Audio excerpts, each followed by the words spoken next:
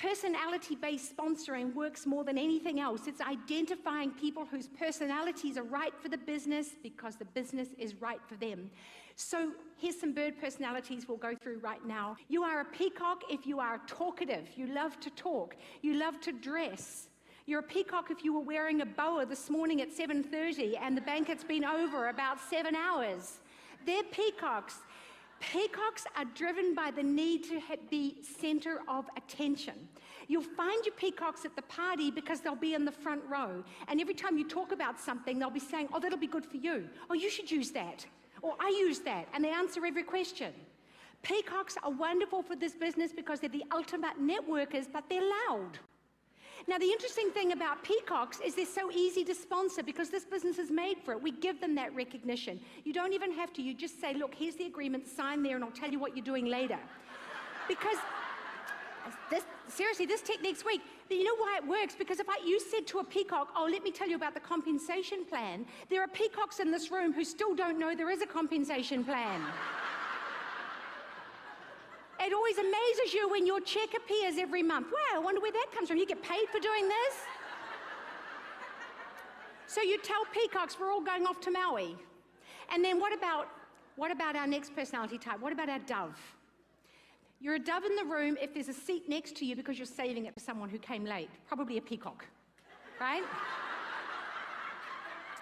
You're a dove if you have already, I saw somebody in the elevator just yesterday, she's already written out the postcards to send home because you see doves are driven by a need to care about others, worthwhile contribution. If you have already bought gifts to take home to your kids, your people you've sponsored, you're probably a dove.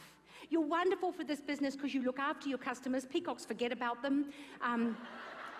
And you're wonderful for this business because you are a loyal, generous leader. You really care about helping people. You have to get those people, but the trouble is the peacocks are in the way, waving their hands. So when you're at a party, when you see the person sitting one row back and it doesn't look like they're really paying attention, you have to walk right through those peacocks. But say to them, sign an agreement while I go past, and you reach out to that dove and you say something like, wow, you would be amazing in this business. You just have such a lovely aura about you. I'd love to talk to you later. And you don't talk to her now, you call her the next morning. You got me? What about the robins? Robins are wonderful for this business because robins love to be involved in a group. They're social, they don't want the limelight. They're not necessarily nurturing, they are nurturing. You're a robin if you asked somebody before you came down last night, should I wear this? You go shopping because you want a friend to say, does that work for you? Now, this is not to be confused with guys in the room. If your wife says to you, do I look a little bit chunky in this? This is not the same. Your only thing, if that happens, is run, right? Just so you know, I don't want to put this workshop out of the way. But you watch the robins, they're asking somebody else for their opinion. What do you think? Do you think this looks right for me? Do you think I should do this? Because robins are social birds and they love other people's opinion. They're adaptable, they're wonderful in the team because they will always go along with everybody else. They're absolutely wonderful. But they won't jump out at you. You have to look for that robin. You watch them by the signals they give, and you have to, again, talk about inclusiveness. You would so fit into our group. You're just delightful. You would so fit in is a wonderful word to use, phrase to use for a dove. So for a robin. What about our wrens? Now, I know my accent is a little funny, so I'll spell that for you. W-R-E-N. Anyone in this room wasn't really keen on coming to convention or got a little bit of nerves of coming convention? Will I know anybody?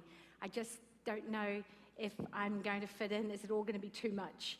You probably, can I ask, if you really are at happiest when you're at home with your family, that's when you're happy, with your husband and your children and your very close family, and large groups just make you feel a little bit uncomfortable.